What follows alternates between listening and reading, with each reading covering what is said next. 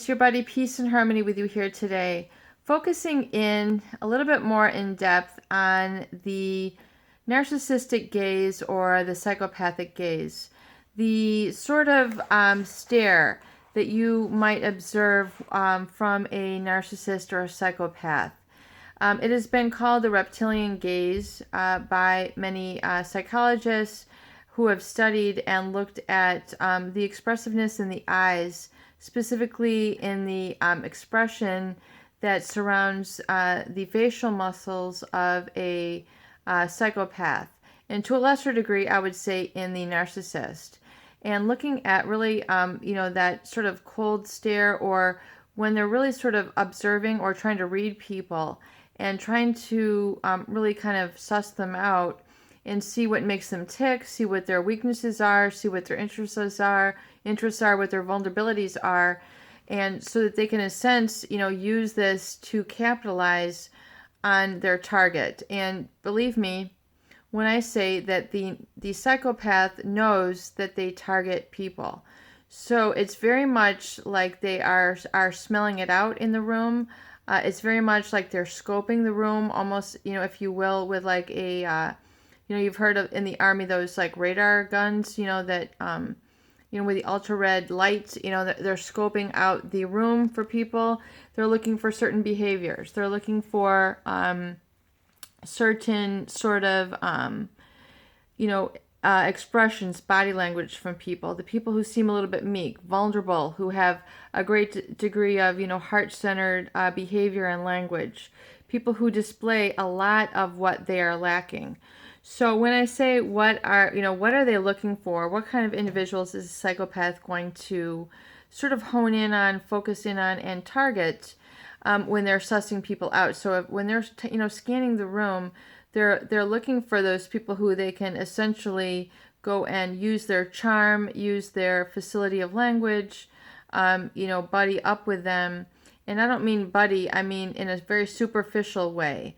Not somebody who's really there for you thick and thin, but somebody who they can essentially target, utilize as supply, and who they can absorb information from, relations from, money from. They have a very parasitic approach towards people. So when I say parasitic, I'm meaning that they are going to live off of that person, either their emotions, their bank account, their connections, their reactions.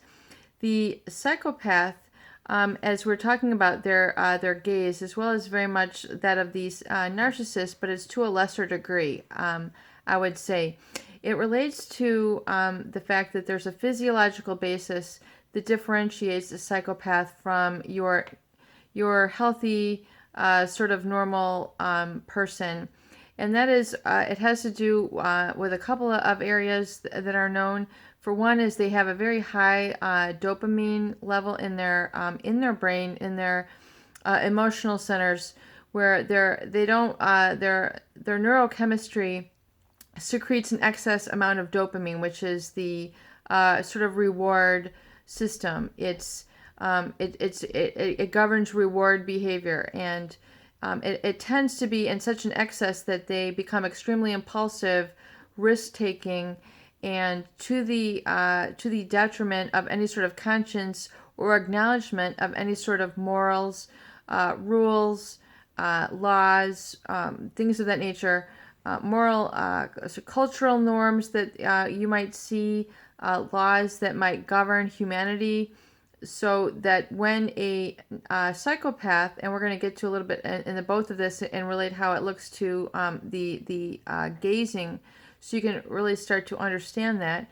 But realize that when they are in the thought process, the chemical basis of it is this highly reward sort of seeking, impulse seeking behavior, to the point where they're reckless, dangerous, hazardous, and breaking the cultural norms of a society. So, certain cultural norms, like, respect of marital relationships, respect of, other laws such as embezzlement, different regulations that might regulate a business, They're not stopped by these. They're not inhibited by these. They're not inhibited by social norms. Highly risk-taking and immoral sexual acts in places which are illegal. A lot of criminal activity. We even see that especially in youth with these people, because of this propensity to be impulsive, risk-taking. They're just really driven by that high reward center. And then what ends up happening, they have a lack of conscience, which means they're not stopped by a feeling of right or wrong.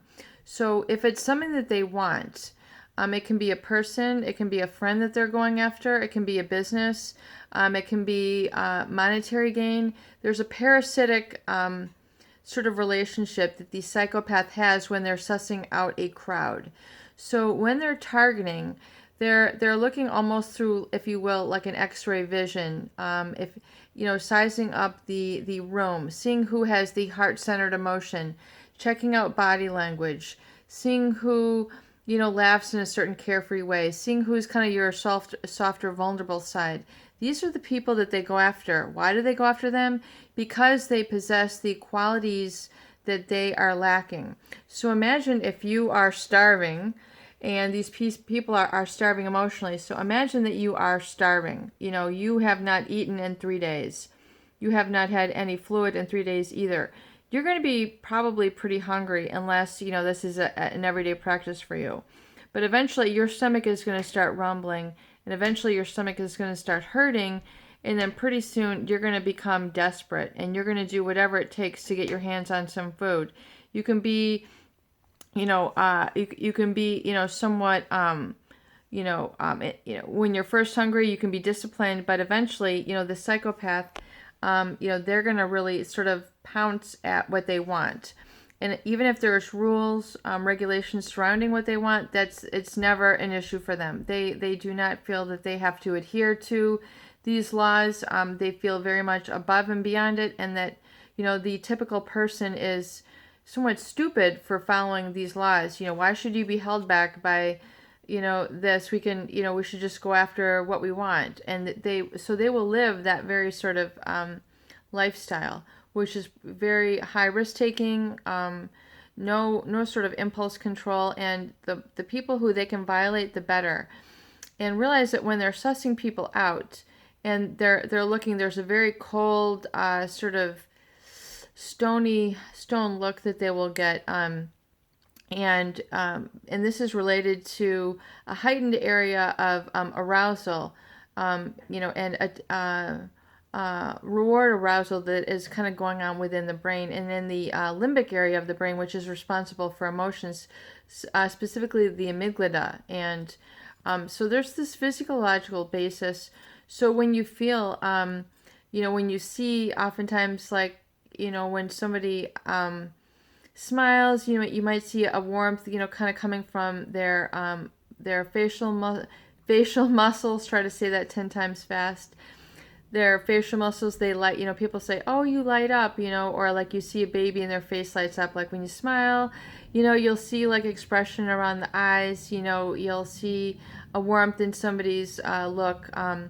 That is really very much lacking and devoid in the psychopath. They don't have a sort of warmth about them, and not that all people are warm, but specifically, and I would say noticeably so, in that of the psychopath, they have a very cold, because of their drive to get what they want. There's going to be a certain coldness and callousness that is calculated there. So it's almost like this, and I hate doing this face, but it's like, this is not lighting up.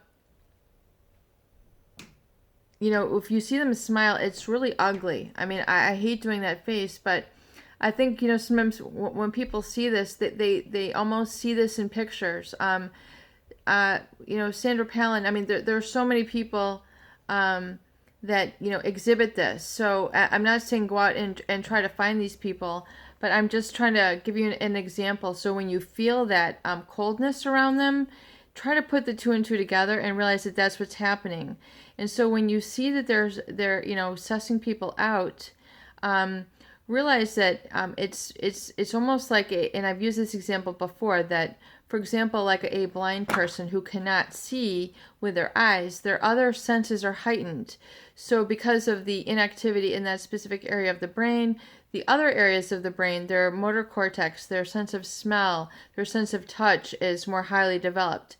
So likewise in the psychopath, because they have a reduced activity in terms of a conscience, a morality, a right or wrong, obeying of cultural and societal norms, just that humanity, that there's a heightened area of, of their ability to read people, suss people out, and kind of see who is weak, whose boundaries they can violate, who they can go after, and who they can really sort of rope in and hook in. So be very, very cautious about that, and pay attention to your gut, pay attention to your feelings about these people, or anybody for that matter.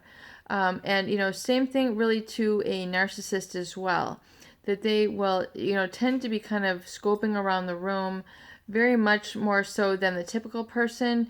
In other words, like, who can they side with? They're always trying to kind of survey the scene. And of course, you should always be aware of your environment, but the approach has a different end result when you're dealing with a narcissist. Again, they're looking for that supply, who can make them look good. So again, it's that very sort of superficial connection, and that is oftentimes developed. And and it's not to say all or nothing, but very much to a heightened degree in the narcissist as well. So be aware of that and pay attention to your intuition, especially as you see the eye movements of pathological people, and really just for the sole purpose, not of trying to condemn them, but just more for your own knowledge, and so that of self-protection. Peace and harmony with you here today. I hope these videos do help. Please share and please subscribe for more great tools, videos, discussion, and support.